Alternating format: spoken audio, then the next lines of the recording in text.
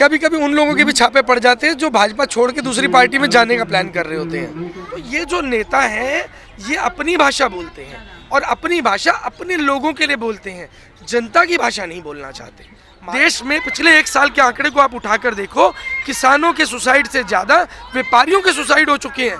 आज जनता स्वीकार कर ले कि हमें हिंदू मुस्लिम की लड़ाई नहीं लड़नी, हमें रोजगार की लड़ाई लड़नी है, हमें कर्जे से बाहर निकलने की लड़ाई लड़नी है, हमें भुखमरी को खत्म करने की लड़ाई लड़नी है।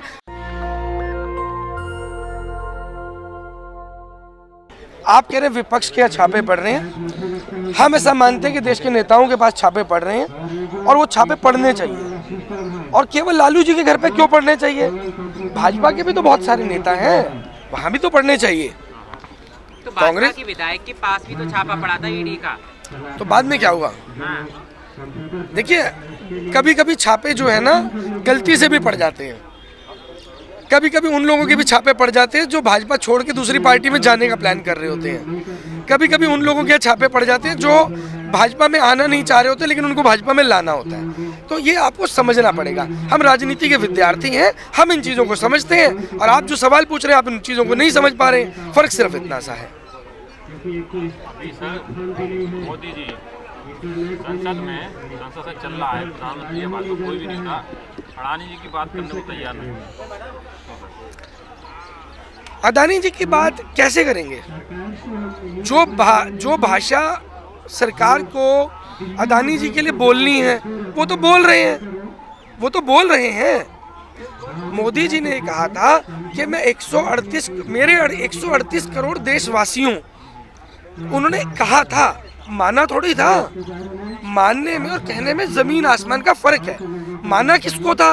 अब आप कह रहे हैं अडानी के बारे में बात नहीं कर रहे और आप कह रहे हो कि बात नहीं कर रहे। अरे भाई, वो बात कर रहे हैं, वो उनकी भाषा है जो हम समझ नहीं रहे। वो अडानी और अंबानी की बात कर रहे हैं, गलत क्या है उसमें? जो जिसके लिए हमने उनको चुना, उन्होंने बोला था कि मैं 138 करोड़ मेरे देशवासियों, लेकिन उन्होंने ये नहीं कहा था कि मैं मानता हूं कि 138 करोड़ देशवासी मेरे हैं।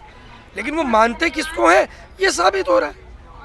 जैसे अब मैं बात करूं पिछली सरकारों की, उसमें भी यही होता रहा है, कांग्रेस के समय में भी यही होता रहा है, जब गठबंधन की सरकार की तब भी यही होता रहा है। तो ये जो नेता हैं ये अपनी भाषा बोलते हैं और अपनी भाषा अपने लोगों के लिए बोलते हैं, जनता की भाषा नहीं बोलना चाहते। ऐसा नहीं कि इनको मालूम नहीं है जनता की भाषा के बारे में, इनको अच्छी तरह मालूम है। आज देश में कर्जा मुक्ति अभियान चल रहा है, 2.5 लाख आवेदन प्रधानमंत्री नरेंद्र मोदी जी के पास पहुंच चुके हैं, ऐसे व्यापारियों के जिनकी स्थिति सुसाइड तक पहुंच चुकी है। और ऐसे लोगों की आवाज़ सुनने के लिए तो समय नहीं है नेताओं के पास। देश में पिछले 1 साल के आंकड़े को आप उठाकर देखो, किसानों के सुसाइड से ज़्यादा व्यापारियों के सुसाइड हो चुके हैं। किसानों से देश त्रस्त था, आज जब व्यापारी सुसाइड कर रहा है तो व्यापारी के सुसाइड करने से देश के जो लोगों का रोजगार था वो भी छिन रहा है और जो सरकार का टैक्स का कलेक्शन था वो भी कम होना शुरू हो गया। 2014 से जब से मोदी जी आए हैं जी, देश में विकास ही विकास हो रहा है। हाँ, तो विकास हो रहा है ना, तो समस्या क्या है? मैं थोड़ा सा रिफाइन करने की कोशिश करूंगा। समस्या ये है कि विकास जो है अभी उन 100 परिवारों का हो रहा है जिनका 10 लाख करोड़ रुपए माफ़ किया गया है, और एक तरफ वो जनता है जो देश की अर्थव्यवस्था को चलाती थी, उसके लिए 10 लाख करोड़ तो छोड़ो, 10 रुपये भी माफ़ करने को तैयार नहीं है। किसानों को मुआवजे के चेक मिलते हैं पूरे देश में, किसी को 10 रुपये का चेक मिलता है, किसी को 50 रुपये का चेक मिलता है।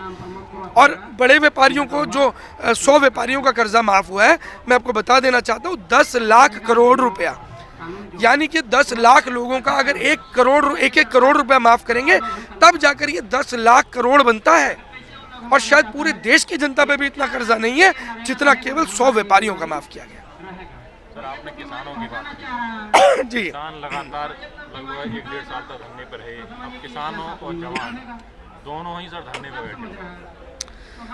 देखिए, ये देश का दुर्भाग्य है। बड़े दुख की बात है कि आज की तारीख के अंदर अन्न देने वाला और देश की सुरक्षा करने वाला दोनों ही लोग जो है वो धरने पर बैठने पर मजबूर हो गए हैं। लेकिन इसके लिए मैं केवल सरकार को दोष नहीं दूंगा। एक कहावत मैंने सुनी थी, मुझे नाम नहीं ध्यान आ रहा कि किसकी कहावत थी, लेकिन मैं बता देना चाहता हूँ, शायद अब्राहम लिंकन की थी। कि जनता को नेता वैसे ही मिलते हैं जैसे जनता होती है।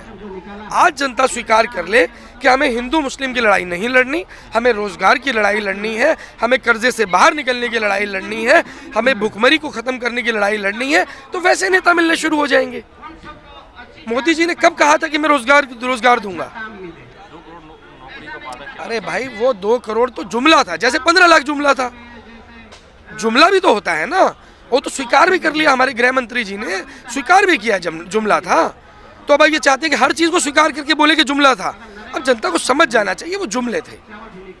जैसे 138 करोड़ देशवासियों, वो जुमला ही था, मानते नहीं है, कहते हैं। नेशनल दस्तक की आपसे गुजारिश है कि अगर इसको बचाना चाहते हैं तो नेशनल दस्तक को सब्सक्राइब करने के लिए रेड कलर के सब्सक्राइब बटन को दबाएं, फिर बेल आइकन की घंटी दबाएं। नेशनल दस्तक को बचाने के लिए बहुत जरूरी है कि हर खबर को शेयर करें, लाइक करें, कमेंट जरूर करें।